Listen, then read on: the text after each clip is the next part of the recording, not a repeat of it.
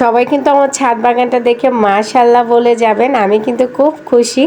আমার ছাদ বাগানে দেখেছেন মাশাল্লাহ দিলে কত বড় বড় বরবটি ধরেছে। আমার তো অনেক ভালো লাগছে। আসসালামু আলাইকুম, কেমন আছেন আমার প্রিয় ভাই ও বোনেরা? আশা করি সকলেই ভালো আছেন। আলহামদুলিল্লাহ আমিও ভালো আছি। বাড়ি থেকে আসার পরে এমনিতেই আমি অনেক খুশি। বাড়ি থেকে আসার পরে যখন আমার ছাদ বাগানটা দেখলাম অনেক সুন্দর আছে, আমার তো দেখে একদম মনটা ভরে গিয়েছে যে আলহামদুলিল্লাহ যেভাবে গাছগুলোকে রেখে গিয়েছিলাম সেভাবে এসেই পেয়েছি গাছগুলোকে। একদম সুন্দরভাবেই গাছগুলো আছে।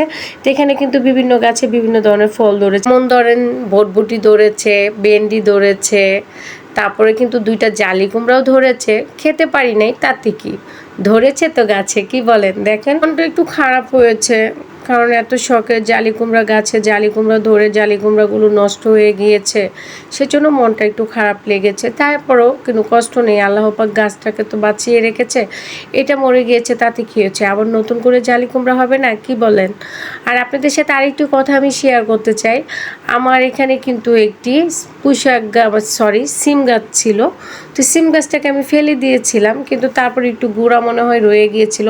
সেখান থেকে কিন্তু দেখেন আবারও কত বড় একটি সিম গাছ হয়ে গিয়েছে। এখন এই সিম গাছটাকে কি রাখা ঠিক হবে নাকি ফেলে দিব?